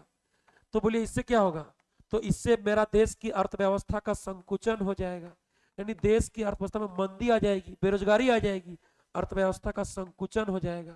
अर्थव्यवस्था क्या हो जाएगा, सिकुड़ जाएगी, सिकुड़, अर्थव्यवस्था का संकुचन हो जाएगा, संकुचन। समझे, देखिए अतिरेक बजट मैंने एक्स्ट्रा पैसा आय बेसी कमाया, खर्चा कम किया, कम सरकारी व्यय, तो अर्थव्यवस्था में देश में कम आर्थिक क्रिया, कम आय रोजगार होगा, कम निवेश होगा, कम आय रोजगार, कम उपभोग एवं बचत, तो अर्थव्यवस्था हो जाएगा संकुचन। और जब होगा अर्थव्यवस्था का संकुचन तो अर्थव्यवस्था सिकुड़ जाएगी, लोग हो जाएगा बेरोजगार। ठीक है, देखिए क्या होगा, इस प्रकार अतिरेक बजट अर्थव्यवस्था में मंदी की दशा को उत्पन्न कर देती है। मंदी मैंने क्या, लोग के पास आय रोजगार कम है तो लोग वस्तु कम खरीद रहा है, कम खा रहा है, कम पहन रहा है। ठीक है, पूरा अकाल आ गया, हाहाकार मच गया। ठीक है, तो मांग घट जाएगा, उत्पादन घट जाएगा, आय रोजगार घट जाएगा, इसको बोलेंगे अतिरेक बजट से मंदी उत्पन्न होगा, मंदी, मंदी उत्पन्न होगा और मुद्रास्फीति महंगाई उत्पन्न होने नहीं देगा। अच्छा यही है कि महंगाई मुद्रास्फीति उत्पन्न नहीं होगा, लेकिन मंदी उत्पन्न हो जाएगा, बेरोजगारी आ जाएगा, रोजगार घट जाएगा, मतलब अर्थव्यवस्था हो जाएगा, सिकुड़ जाएगा, संकुचन हो जाएगा। समझे, आगे पढ़िए। देखिए आगे क्या है, देखिए आगे है, देखिए पढ़िए 2 नंबर, घाटे का बजट। क्या है, घाटे का बजट, डिफिसिट बजट, डिफिसिट। अब बोले घाटा कब होगा? सरकार को घाटा तब होता है जब उसका आय कम प्राप्त होता है और खर्चा बेसी हो जाता है, माने आय कम व्यय ज्यादा। पढ़िए, यह वह बजट है जिसमें सरकार की अनुमानित आय उसके अनुमानित व्यय से कम होती है। अर्थात घाटे का बजट की अवस्था में क्या होता है? सरकार की अनुमानित आय देखिए कम है और व्यय क्या है? देखिए सरकार की अनुमानित व्यय क्या है? ज्यादा है। यानी आय से अधिक व्यय हो जाएगा तो सरकार को हो जाएगा घाटा। अब घाटा का भरपाई करने के लिए या तो सरकार को लेना पड़ेगा ऋण, या सरकार को अपना परिसंपत्ति को बेचना पड़ेगा। सरकार या तो अपना परिसंपत्ति को बेचेगा या तो लेगा ऋण घाटा का भरपाई करने के लिए। समझे? देखिए क्या प्रभाव पड़ेगा, देखिए प्रभाव देखिएगा, देखिए प्रभाव क्या पड़ेगा, देखिए प्रभाव क्या पड़ेगा। घाटे के बजट, घाटे के बजट, इसका मतलब सरकार का आय कम प्राप्त हुआ, अधिक व्यय हो गया। ठीक है, तब ना घाटा हुआ है। इसका मतलब इस बार सरकार अधिक सरकारी व्यय किया। ठीक है, इस बार अधिक सरकारी व्यय होगा अर्थव्यवस्था में, सरकार पैसा अधिक खर्चा करेगा। जब अधिक सरकारी व्यय होगा तो देश की अर्थव्यवस्था में अधिक आर्थिक क्रिया होगा, अधिक आर्थिक क्रियाएं होगी, बिल्कुल होगी। यानी आय रोजगार काम धाम ज्यादा होगा तो इससे क्या होगा? ठीक है, अधिक निवेश होगा। ठीक है, कंपनी लोग अधिक पैसा काम में लगाकर निवेश करेगा तो इससे क्या होगा? तो अर्थव्यवस्था में अधिक लोगों को आय रोजगार मिलेगा, आय एवं रोजगार अधिक मिलेगा। ठीक है, तो बोलिए इससे क्या होगा? तो बोलिए इससे क्या होगा? देखिए इससे यही होगा कि लोग अधिक उपभोग एवं बचत कर पाएगा, अधिक उपभोग, खा पी पाएगा ज्यादा, बचत करेगा ज्यादा। तो इससे क्या होगा? तो इससे क्या होगा? देश की अर्थव्यवस्था का विस्तार हो जाएगा, देश की अर्थव्यवस्था क्या हो जाएगा? विस्तार हो जाएगा, विस्तार हो जाएगा। यानी घाटे का बजट वैसा देश के लिए अच्छा है जिस देश में पहले से बेरोजगारी है, गरीबी है, उस देश के लिए ये बजट अच्छा है। जैसे भारत जैसा, पाकिस्तान, श्रीलंका, ठीक है, अफगानिस्तान, बांग्लादेश, नेपाल जैसे देश के लिए बढ़िया है, इटली जैसे देश के लिए, क्योंकि ये सब देश क्या है? विकासशील देश है। ये सब देश विकासशील है, मैंने विकास कर रहा है। यहाँ गरीबी है, यहाँ बेरोजगारी है, ठीक है, यहाँ पर लोग को काम नहीं मिलता, रोजगार का अभाव है। तो यदि वैसा देश में सरकार अपनाता है घाटे का बजट, यानी आय से अधिक व्यय करता है सरकार, अधिक सरकारी व्यय करेगा तो अधिक आर्थिक क्रिया होगा देश में, तो अधिक निवेश होगा, अधिक लोग को आय रोजगार मिलेगा, तो लोग अधिक उपभोग एवं बचत कर पाएगा, तो देश की अर्थव्यवस्था का विस्तार हो जाएगा। तो घाटे का बजट विकासशील देश के लिए अच्छा है। जो देश विकास के रास्ते में है तो यहाँ पर लोग को रोजगार मिल जाएगा, काम मिल जाएगा, बेरोजगारी दूर हो जाएगा, गरीबी दूर हो जाएगा। तो विकासशील देशों के लिए, मतलब जो देश पिछड़ा है, पीछे है, विकास कर रहा है, जैसे भारत, पाकिस्तान, नेपाल, भूटान, अफगानिस्तान, ये सब देश के लिए अच्छा हो गया, ताकि देश विकास कर जाएगा, देश में काम धाम बढ़ जाएगा, रोजगार बढ़ जाएगा, लोगों को रोजगार मिल जाएगा, काम मिल जाएगा। तो याद रखिएगा बजट, देखिए बजट में क्या है कि जो देश विकसित है, जैसे अमेरिका हुआ, रूस हुआ, अमेरिका, रूस, चीन, जापान, ऑस्ट्रेलिया, ये सब देश विकसित है, तो वहां का सरकार अपनाता है, या तो अपनाएगा संतुलित बजट, संतुलित यानी जितना आय कमाएगा उतना व्यय कर देगा, या तो अपनाएगा अतिरेक बजट, अतिरेक मतलब आय बेसी कमाएगा, व्यय कम करेगा, पैसा बचा लेगा, क्योंकि वो देश पहले से विकसित है, वहां पर रोड, पुल, सड़क, नहर, बांध, स्कूल, कॉलेज, कानून व्यवस्था सब कुछ ठीक है, रोजगार सबके पास है। तो जो देश है विकसित है, विकसित, वो या तो अपनाता है संतुलित बजट, आय बराबर व्यय, या तो अपनाएगा अतिरेक बजट, अतिरेक मतलब व्यय कम करेगा, आय बेसी। लेकिन जो देश विकासशील है, जहां गरीबी है, जहां बेरोजगारी है, जहां रोजगार का अभाव है, जैसे भारत, पाकिस्तान जैसा देश, ये अपनाता है प्रत्येक साल घाटे का बजट, यानी सरकार आय से अधिक व्यय करती है ताकि मेरा देश जल्दी जल्दी विकसित हो जाए, देश विकास कर जाए। जब विकास कर जाएगा तो फिर देखा जाएगा जो घाटा हुआ है उसका भरपाई किया जाएगा, बाद में ऋण लेकर के, ठीक है, उसका भरपाई किया जाएगा। तो इसीलिए भारत देश में प्रत्येक साल अपनाया जाता है सरकार द्वारा घाटे का बजट, ताकि देश को विकसित करना है, लोग को रोजगार देना है, काम से जोड़ना है, देश को ठीक करना है। समझे? गरीबी है, यहाँ पर बेरोजगारी है, बुझे? देखिए आगे पढ़िए, आगे पढ़िए। इस प्रकार घाटे का बजट अर्थव्यवस्था को मंदी से निकालकर उसका विस्तार करने में सहायक होती है। तो आपको एग्जाम में क्वेश्चन देगा कि कौन सा बजट मंदी की स्थिति में सहायक होती है, तो घाटे का बजट। कौन सा बजट विकासशील देश के लिए अच्छा होती है, घाटे का बजट। समझे? आगे पढ़िए। देखिए आगे क्या है, पढ़िए। देखिए आगे सवाल नंबर 9 है, बजट या घाटा क्या है, इसके कितने प्रकार हैं। क्या बोला? बजट या घाटा क्या है, इसके कितने प्रकार हैं। बोलिए तो, बजट में घाटा कब होता है? जब सरकार का आय से अधिक व्यय हो जाएगा तो घाटा हो जाएगा। अच्छा, घाटा कितना हुआ, निकलेगा कैसे? तो कितना सरकार व्यय किया और कितना आय प्राप्त किया, उसका अंतर कर दीजिए, घाटा निकल जाएगा। यानी सरकार यदि व्यय करता है 100 करोड़ और आय प्राप्त करता है 80 करोड़, तो माइनस कर देंगे। यानी कुल व्यय में, जब कुल व्यय में कुल आय को माइनस कर देंगे तो आ जाएगा 20 करोड़, घाटा हो गया। यानी घाटा माने क्या? अधिक व्यय, आय कम। घाटा कितना होने कैसे निकलेगा? तो कुल व्यय में कुल आय को माइनस कर देंगे, घाटा निकल जाएगा। ठीक है, 100 करोड़ व्यय है, 80 करोड़ आय है, 20 करोड़ घाटा है। ये क्या हो गया आपका?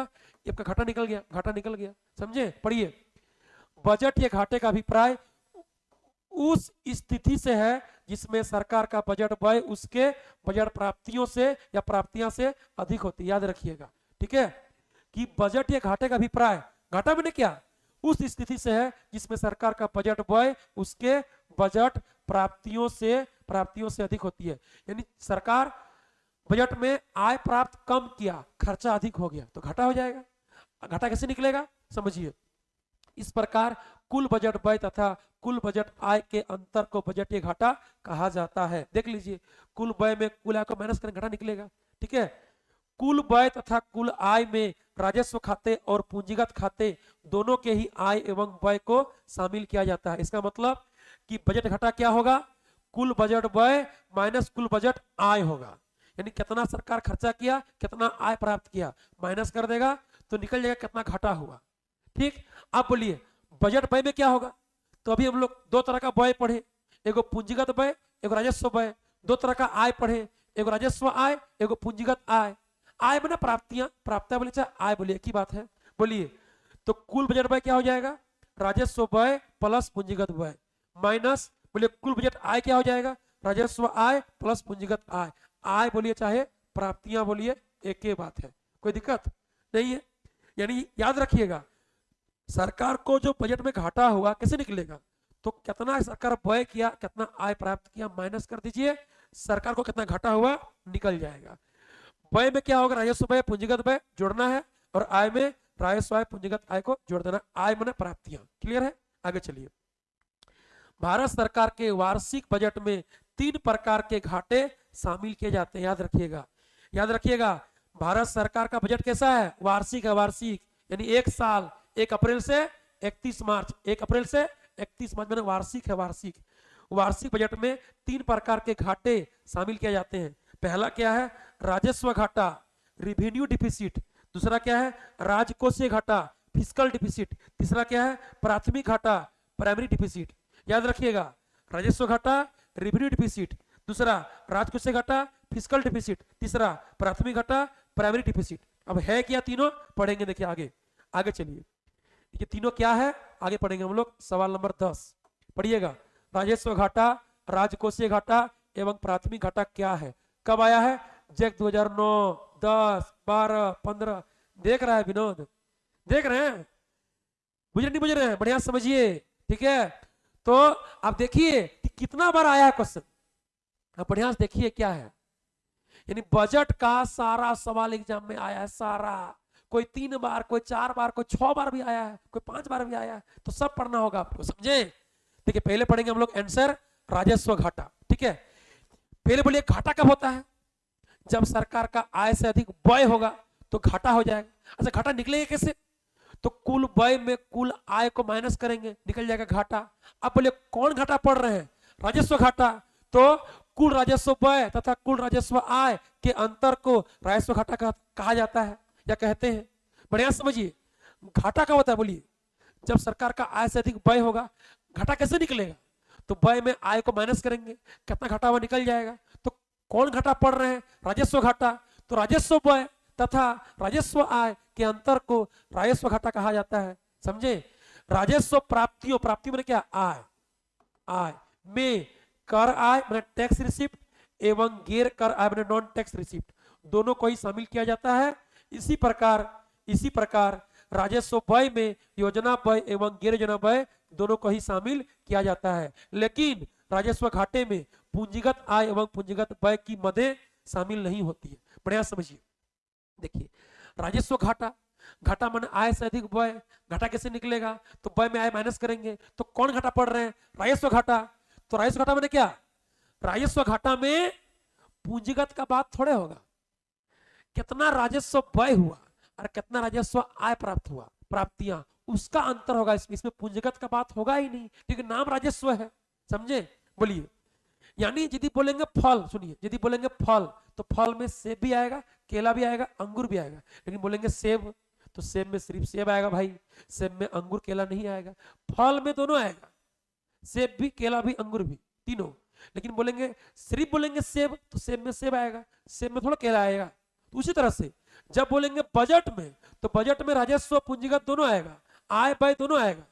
लेकिन बोलेंगे हम सिर्फ राजस्व तो उसमें सिर्फ राजस्व आएगा, पूंजीगत नहीं आएगा। बोलेंगे सिर्फ पूंजीगत तो पूंजीगत आएगा, राजस्व नहीं आएगा। समझे? तो बोलिए राजस्व घाटा क्या है, तो कुल राजस्व व्यय तथा कुल राजस्व आय के अंतर को राजस्व घाटा कहा जाता है। राजस्व प्राप्ति यानी राजस्व आय में क्या कह लेंगे, राजस्व आय यानी प्राप्ति में लेंगे कर आय मतलब टैक्स रिसिप्ट एवं गैर कर आय मतलब नॉन टैक्स रिसिप्ट, दोनों को ही शामिल किया जाता है। इसी प्रकार राजस्व व्यय में क्या होगा, योजना व्यय एवं गैर योजना व्यय दोनों को ही शामिल किया जाता है।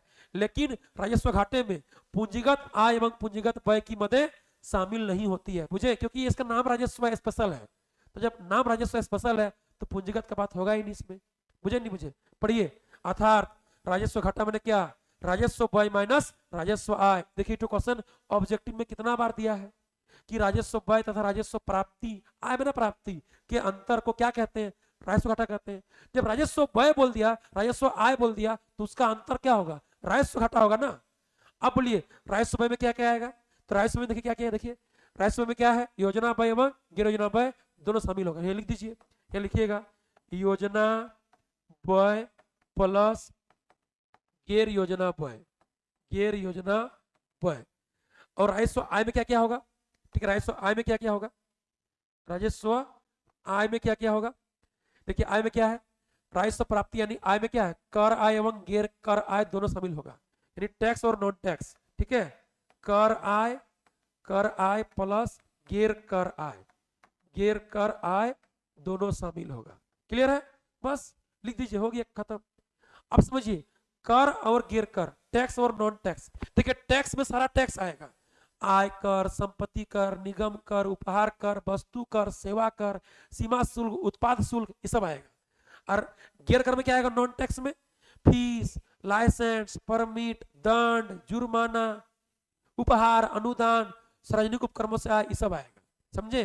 टैक्स में सारा टैक्स और नॉन टैक्स में टैक्स को छोड़कर फीस, लाइसेंस, परमिट, दंड, जुर्माना, अनुदान, उपहार, ये सब आएगा। समझे? चलिए आगे पढ़िए। आगे देखिए कि राजकोषीय घाटा क्या है। क्या बोला? राजकोषीय घाटा। देखिए ये हम एक वीडियो में और समझाए हैं कि राजकोषीय घाटा क्या है। घाटा मैंने क्या, घाटा मतलब आय से अधिक व्यय हो गया तो घाटा हुआ। अच्छा घाटा कैसे निकलेगा, तो घाटा मतलब आय से अधिक व्यय, और कितना घाटा हुआ कैसे निकलेगा, तो कुल व्यय में कुल आय को माइनस करेंगे, निकल जाएगा घाटा। तो बोलता है राजकोषीय घाटा क्या है, तो एक वित्तीय वर्ष में सरकार का कुल व्यय और कुल आय का अंतर होगा। लेकिन बोलिए जब कुल व्यय और कुल आय का अंतर कर देंगे तो उसका नाम हो जाएगा बजट घाटा। लेकिन बजट में कुल व्यय और कुल आय का अंतर करते हैं, यानी आय से अधिक व्यय होता है तो उसका अंतर क्या होता है, बजटीय घाटा। तो बोलिए राजकोषीय घाटा में क्या अंतर रहेगा, क्या फर्क रहेगा, तो बोलता है एक वित्तीय वर्ष में सरकार का कुल व्यय तथा कुल आय, लेकिन उस आय में जो ऋण वाला आय है, जो सरकार कभी ऋण लिया था, उस आय को नहीं जोड़ा जाएगा, उसको छोड़कर जितना घाटा होगा अंतर करेंगे, जितना घाटा होगा उसको बोलेंगे राजकोषीय घाटा। समझे? एक वित्तीय वर्ष में सरकार का कुल व्यय तथा कुल आय, ऑटोमेटिक आय से अधिक व्यय होगा तो घाटा होगा, और व्यय में आय को माइनस करेंगे तो घाटा कितना वो निकल जाएगा। तो बोल रहा है कि सरकार का कुल व्यय तथा कुल आय, आय माने प्राप्ति, जिसमें ऋण आय को नहीं जोड़ा जाता है, के अंतर को राजकोष से घाटा कहा जाता है। समझे? यानी इसमें कुल व्यय और कुल आय का अंतर करेंगे, लेकिन उस आय में ना जो सरकार ऋण लिया है पैसा, जो ऋण वाला आय है वो बात कर दिया जाएगा, उसका जो अंतर होगा उसको बोलेंगे राजकोषीय घाटा। समझे? पढ़िए, अर्थात राजकोषीय घाटा क्या हो जाएगा? कुल व्यय माइनस गैर ऋण आय। गैर ऋण आय मतलब उस आय में ऋण आय शामिल नहीं है। देखिए इस बात को हम ऐसे भी लिख सकते हैं, या बोले क्या लिखेंगे?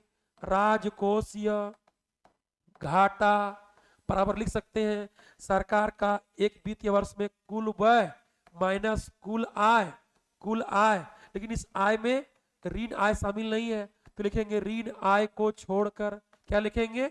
ऋण आय को छोड़कर। बात समझे? यानी सरकार का कुल व्यय और कुल आय का अंतर होगा, लेकिन इस आय में ऋण आय शामिल नहीं होगा। उसी को बोलेंगे क्या? गैर ऋण आय। एक लाइन में गैर ऋण आय, उस आय में ऋण आय शामिल नहीं है, उसी बोलेंगे गैर ऋण आय। तो बोलिए, एक वित्तीय वर्ष में सरकार का कुल व्यय तथा कुल आय जिसमें ऋण आय को नहीं जोड़ा जाता, ऋण आय शामिल नहीं होगा, के अंतर को राजकोषीय घाटा कहेंगे। मतलब राजकोषीय घाटा बराबर कुल व्यय माइनस गैर ऋण आय, यानी कुल व्यय माइनस कुल आय जिसमें ऋण आय को शामिल नहीं किया जाएगा, ऋण आय को छोड़कर। आगे पढ़िए, तीसरा है प्राथमिक घाटा, प्राइमरी डिफिसिट। ठीक है, ये हो गया फिस्कल डिफिसिट, ये हो गया प्राइमरी डिफिसिट, प्राथमिक घाटा। आप समझिएगा प्राथमिक घाटा क्या है। अच्छा बोलिए, अब राजकोषीय घाटा में कुल आय को लिए जिसमें ऋण आय को शामिल नहीं किए। अच्छा, जिससे ऋण लीजिएगा उसको ऋण का पैसा दे दीजिएगा, हो जाएगा खुश? खुश नहीं होगा। जिससे अब ऋण लिए है ना, उसको ऋण का पैसा वापस करने के साथ साथ ब्याज का भुगतान करना पड़ेगा, कि जितना ऋण लिए थे उसका कितना ब्याज बनता है, कितना इंटरेस्ट बनता है। समझे? तो राजकोषीय घाटा में आप क्या किए? कुल व्यय और कुल आय का अंतर किए, ऋण आय को छोड़ दिए, मतलब ऋण वाला आय उसको दे दिए, ऋण आय को शामिल नहीं किए। तो जिससे ऋण लिए हैं उसको ऋण वाला आय दे देंगे, हो जाएगा खुश? खुश नहीं होगा। ऋण आय के साथ साथ हमको उस ऋण का देना पड़ेगा ब्याज, देना पड़ेगा इंटरेस्ट। तो आप समझिए प्राथमिक घाटा क्या है। तो राजकोषीय घाटा तथा ब्याज भुगतान के अंतर को प्राथमिक घाटा कहा जाता है। यानी जो अब ऋण आय को शामिल नहीं किए, छोड़ दिए राजकोषीय घाटा में, तो ऋण वाला आय के साथ साथ हमको जिससे ऋण लिए हैं उसको ब्याज का भी भुगतान करना पड़ेगा ऋण आय के साथ साथ। तो वही राजकोषीय घाटा में ब्याज भुगतान को घटा देंगे, माइनस कर देंगे, बन जाएगा प्राथमिक घाटा। यानी राजकोषीय घाटा में से ब्याज भुगतान को घटा देने पर उन दोनों का जो अंतर होगा उसको बोलेंगे प्राथमिक घाटा। अर्थात प्राथमिक घाटा बोले क्या हो जाएगा? राजकोषीय घाटा माइनस ब्याज भुगतान। ठीक, याद रखिएगा प्राथमिक घाटा क्या होता है, बार बार बोल रहे हैं। राजकोषीय घाटा में अब ऋण आय को छोड़े हैं, ब्याज नहीं दिए हैं, तो ब्याज को छोड़ दीजिए, तो राजकोषीय घाटा माइनस ब्याज भुगतान, जो ऋण के बदले ब्याज देना पड़ेगा, ब्याज भुगतान, उसका अंतर कर दीजिए, हो जाएगा प्राथमिक घाटा।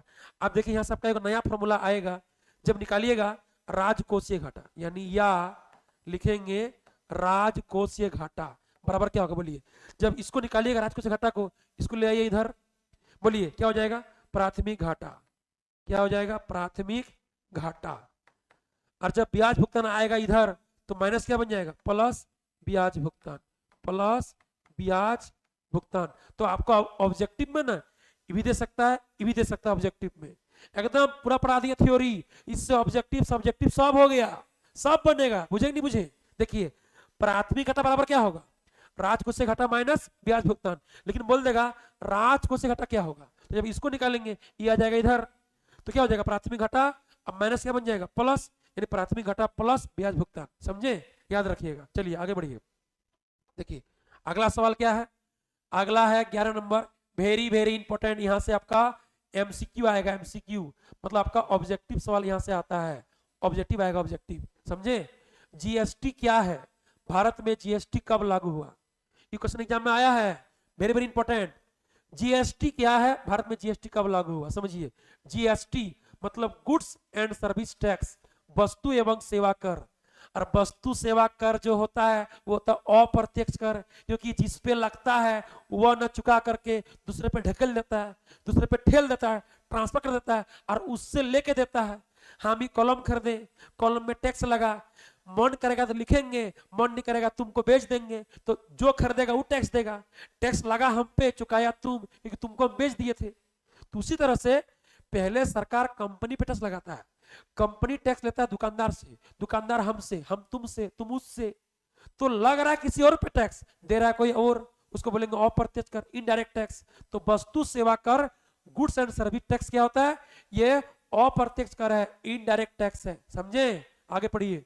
पूरे विश्व में जीएसटी सबसे पहले 1954 में फ्रांस देश में लागू हुआ था, याद रखिएगा। जीएसटी सबसे पहले फ्रांस में 1954 में लागू किया गया था। आगे पढ़िए, अगला पॉइंट। भारत में जीएसटी अधिनियम 2016 के तहत 1 जुलाई 2017 को लागू हुआ। याद रखिएगा कि भारत में जीएसटी कब लागू हुआ? तो भारत में जीएसटी लागू हुआ है जीएसटी अधिनियम 2016 के तहत 1 जुलाई 2017 को जीएसटी लागू हुआ। याद रखिएगा। बोलेगा किस अधिनियम के तहत, किस एक्ट के तहत? तो जीएसटी एक्ट, जीएसटी अधिनियम 2016 के तहत। कब? 1 जुलाई 2017 को पूरे भारत में जीएसटी लागू हुआ। आगे पढ़िए। जीएसटी एक अप्रत्यक्ष कर, इनडायरेक्ट टैक्स है जो वस्तुओं एवं सेवाओं पर लगाया जाता है। क्लियर है? आगे पढ़िए। जीएसटी 4 प्रकार के होते हैं, सीजीएसटी, एसजीएसटी, यूटीजीएसटी, आईजीएसटी। अब समझिएगा। सीजीएसटी सेंट्रल जीएसटी, मतलब केंद्र सरकार जीएसटी लेगा, सेंट्रल। एसजीएसटी तो स्टेट गवर्नमेंट जीएसटी लेगा, राज्य सरकार। यूटीजीएसटी यूनियन टेरिटरी जीएसटी, केंद्र शासित प्रदेश का सरकार टैक्स लेगा। ठीक है, जैसे दिल्ली चंडीगढ़ हो गया, लद्दाख जम्मू कश्मीर। आईजीएसटी तो जब किसी वस्तु में ये तीनों तरह का जीएसटी शामिल हो जाए तो उसको एक साथ बोलेंगे आईजीएसटी, इंटीग्रेटेड जीएसटी, यानी सामूहिक जीएसटी जिसमें तीनों जीएसटी शामिल रहता है। तो सी माने सेंट्रल जीएसटी, एस माने स्टेट जीएसटी, यूटी माने यूनियन टेरिटरी, केंद्र शासित प्रदेश का जीएसटी सरकार लेगा, वहां का सरकार, दिल्ली का, चंडीगढ़ का, जम्मू कश्मीर, लद्दाख, ये सब। ठीक है। आईजीएसटी जिसमें तीनों जीएसटी शामिल है, तीनों, सीजीएसटी, एसजीएसटी, यूटीजीएसटी, तो उसको एक साथ बोलेंगे आईजीएसटी, मतलब इंटीग्रेटेड सामूहिक जीएसटी। समझे? आगे पढ़िए। आगे देखिए। अनिवार्य वस्तुओं पर कोई जीएसटी नहीं लगता, याद रखिएगा। अनिवार्य वस्तु पर कोई टैक्स नहीं है, जीएसटी नहीं है। जैसे दैनिक जीवन की वस्तु में चावल, आटा, दूध, सब्जी, फल, नमक, दवाई आदि, इस पर कोई जीएसटी नहीं है। आगे पढ़िए। पेट्रोलियम उत्पाद को जीएसटी से बाहर रखा गया है क्योंकि इसमें मूल्य वृद्धि कर, वैल्यू एडेड टैक्स, वैट लगता है, वैट। याद रखिएगा। ठीक है, कि पेट्रोलियम उत्पाद में कोई जीएसटी नहीं है, कुछ नहीं। पेट्रोलियम उत्पाद में जीएसटी नहीं है। पेट्रोलियम उत्पाद को जीएसटी से बाहर रखा गया है। जो चीज पेट्रोल से बनता है, ठीक है, वैसलीन हो गया, ग्रीस हो गया, बहुत तरह का सामान है, केमिकल है जो बनता है पेट्रोल से ना, तो पेट्रोलियम उत्पाद को जीएसटी से बाहर रखा गया है क्योंकि इसमें मूल्य वृद्धि कर, ठीक है, वैल्यू एडेड टैक्स, वैट लगता है, वैट लगता है, इसको बोलेंगे वेट लगता है, वेट यानी वैट लगता है। ठीक है। ये क्वेश्चन कब दिया है? 2024 में दिया है, याद रखिएगा। भारत में जीएसटी लागू हुआ कब? 1 जुलाई 2017 को। इस सवाल दिया है 2023 में, 2023 में, याद रखिएगा। समझे? यहां से आपको ऑब्जेक्टिव क्वेश्चन देगा। ठीक है। आगे चलिए। आगे देखिए, अंतिम क्वेश्चन है, अब खत्म हो जाएगा। देखिए अंतिम सवाल, देखिए सवाल नंबर 12। घाटे के बजट का गुण एवं दोष बताइए। जैक 2015-18 कौन सवाल नहीं आया? अंतिम तक में सारा सवाल दे दिया। समझे? घाटे का बजट का गुण एवं दोष बताइए। बोलिए, घाटे का बजट का गुण क्या होगा, दोष क्या होगा? पहले समझिए, जब सरकार का आय से अधिक व्यय होता है तब होता है घाटा। यानी घाटे का बजट क्या है? जब सरकार आय से अधिक व्यय करेगा, सरकार का आय से अधिक व्यय हो जाएगा तो सरकार को हो जाएगा घाटा, उसको बोलेंगे घाटे का बजट। तो सोचिए, इससे गुण क्या माना, अच्छा बात क्या है, और दोष माना खराब बात क्या है? तो देखिए, घाटे का बजट का गुण क्या है, माना अच्छा बात क्या है? तो सरकार जब आय से अधिक व्यय करेगा तो देश की अर्थव्यवस्था का विकास होगा, बेरोजगारी दूर होगा, ठीक है, समाज कल्याण का काम होगा, विकसित देश के लिए अच्छा बात है, देश में आय, रोजगार, उत्पादन स्तर बढ़ेगा, ये अच्छा बात हुआ। अच्छा, खराब बात क्या है? जब सरकार का घाटा हो गया, आय से अधिक व्यय, तो सरकार को लेना पड़ेगा ऋण, और जब सरकार ऋण लेगा तो सरकार पर ऋण का एक्स्ट्रा बोझ बढ़ेगा, और ऋण लेगा तो एक्स्ट्रा ब्याज भुगतान करना पड़ेगा, और जब सरकार ऋण लेकर काम करेगा तो जनता के लिए नया नया टैक्स लाएगा, तो जनता पर टैक्स का बोझ बढ़ जाएगा। समझे? पढ़िए पढ़िए। तो पहले पहले समझिए घाटे के बजट का गुण क्या बना, अच्छा बात क्या है। ठीक है, यह देखिए पहला है, यह आर्थिक विकास को बढ़ावा देता है, माने इससे देश का विकास होगा। जो देश पिछड़ा है, जो देश विकासशील है, उसके लिए यह बजट अच्छा है। क्योंकि इससे क्या होगा, क्योंकि इससे क्या होगा कि सरकार आय से अधिक व्यय करेगा। तो जब सरकार आय से अधिक व्यय करेगा ना, तो देश का विकास होगा। ठीक है, बेरोजगार को रोजगार मिल जाएगा। ठीक है, देश की अर्थव्यवस्था में विकास होगा, तेजी पकड़ेगा। देखिए सेकंड क्या है, यह निवेश, उत्पादन एवं रोजगार बढ़ाता है। जब सरकार आय से अधिक व्यय करेगा तो निवेश बढ़ेगा, कामकाज मिलेगा, नौकरी मिलेगा, रोजगार मिलेगा, उत्पादन होगा ज्यादा। देखिए तीसरा क्या है, यह मंदी की स्थिति में सहायक होता है। यानी जब मंदी है, मंदी मतलब उत्पादन कम, बेरोजगारी, अकाल, ठीक है, काम धाम नहीं मिलेगा, तब उस टाइम में ये बजट सहायक होगा। सरकार आय से अधिक व्यय कर देगा तो लोग को काम धाम मिलने लगेगा, रोजगार मिलने लगेगा, तो बेरोजगारी दूर हो जाएगा, मंदी खत्म हो जाएगा। समझे? आगे पढ़े चौथा, यह विकासशील देशों के लिए अधिक उपयुक्त होता है। वेरी वेरी इंपॉर्टेंट, विकासशील देश के लिए उपयुक्त है, मंदी के लिए सहायक है, देश का विकास को बढ़ावा मिलेगा, आय रोजगार बढ़ेगा। आगे पढ़िए पांचवा, इससे जन कल्याणकारी योजनाओं में वृद्धि होती है। जैसे शिक्षा का स्तर बढ़ेगा, स्वास्थ्य सुधरेगा, ग्रामीण विकास होगा, यानी ग्रामीण सड़क बनेगा, रोजगार मिलेगा, मनरेगा काम होगा। आगे समझिए अब दोष क्या, देखिए इसका दोष भी होगा। अब जब सरकार आय से अधिक व्यय करेगा तो आय से अधिक व्यय कहां से कर पाएगा? या तो कोई संस्था से, सहारा, एलआईसी से ऋण लेगा, या तो आरबीआई से लेगा, केंद्रीय बैंक, सेंट्रल बैंक से लेगा, आरबीआई, भारतीय रिजर्व बैंक से लेगा, या तो फिर आपका वर्ल्ड बैंक, विश्व बैंक से लेगा। जब सरकार ऋण लेकर काम करेगा तो ऋण को भरपाई करने के लिए सरकार नया नया टैक्स लाएगा, तो जनता पर टैक्स का बोझ बढ़ जाएगा। और सरकार ऋण लेगा तो ऋण का बोझ बढ़ने के साथ साथ उसको ऋण का ब्याज भुगतान भी करना पड़ेगा। ये सब दोष हो गया, खराब बात। पढ़िए, पहला पढ़िए, घाटे के बजट के दोष। पहला है, इसमें सरकारी व्यय अधिक होने के कारण अर्थव्यवस्था में मुद्रास्फीति, महंगाई की दशा उत्पन्न हो जाती है। बोलिए हाँ कि ना? ये सही बात है। जब सरकार अधिक व्यय करेगा, तो जब सरकार अधिक व्यय करेगा तो लोग को अधिक आय रोजगार मिलेगा, उसके पास पैसा बढ़ेगा, तो बढ़ेगा फुटानी, वो वस्तु का मांग करेगा ज्यादा, बाजार में अधिक अधिक वस्तु खरीदेगा, तो बाजार में वस्तु को उतना सप्लाई नहीं हो पाएगा, मांग बेसी हो जाएगा, तो दाम बढ़ जाएगा, तो सामान महंगा हो जाएगा, उसको बोलेंगे मुद्रास्फीति, महंगाई। ये खराब बात है। आगे चलिए दूसरा, इससे भविष्य में सरकार पर अतिरिक्त ऋण का बोझ बढ़ सकता है।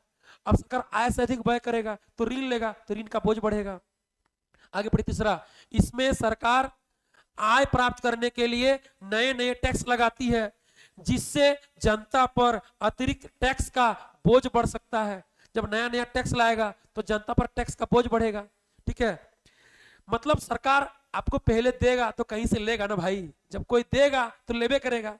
बोलिए, पढ़िए, देखिए चार पढ़िए, सरकार को ऋण के बदले ब्याज भुगतान भी अधिक करना पड़ता है। जब सरकार अधिक ऋण लेगा तो अधिक उसको इंटरेस्ट, ब्याज चुकाना पड़ेगा, तो ब्याज भुगतान अधिक करना पड़ेगा। समझे? ये सब दोष हो गया, ये सब लाभ हो गया, ये सब अच्छा बात है, ये सब खराब बात है। तो ये हो गया आपका पूरा बजट चैप्टर फिनिश। देखिए, समझे? बजट से कोई भी सब्जेक्टिव ऑब्जेक्टिव क्वेश्चन आएगा, बनेगा। लेकिन आप वीडियो को लाइक कीजिए कि इतना मेहनत कर रहे हैं बंदा। जब आपका कोई टीचर मेहनत कर रहा है, एकदम दिन रात लगा हुआ है, कम से कम 1 महीना से लगे हुए हैं, अभी लगे रहेंगे। 4 फरवरी को है साइंस और कॉमर्स का इकोनॉमिक्स, और 6 फरवरी को है आर्ट्स वाला इकोनॉमिक्स। तो हम लगे रहेंगे, आप लोग देखिएगा अंतिम दिन तक हम लगे रहेंगे। लेकिन आप लोग भी कुछ हमको दीजिए, लाइक कीजिए, शेयर कीजिए, कमेंट कीजिए, समझे? शेयर कीजिए, चैनल सब्सक्राइब कीजिए। अरे हमको मोटिवेशन तो आपसे मिलेगा ना भाई। जब आपको हम मोटिवेट कर रहे हैं तो हमको आप मोटिवेट कीजिएगा ना कि सर आप अच्छा पढ़ाते हैं, मेहनत करते हैं, एक लाइक बनता है। क्लियर है? चलिए मिलेंगे नेक्स्ट वीडियो में, तब तक के लिए बाय बाय, थैंक यू।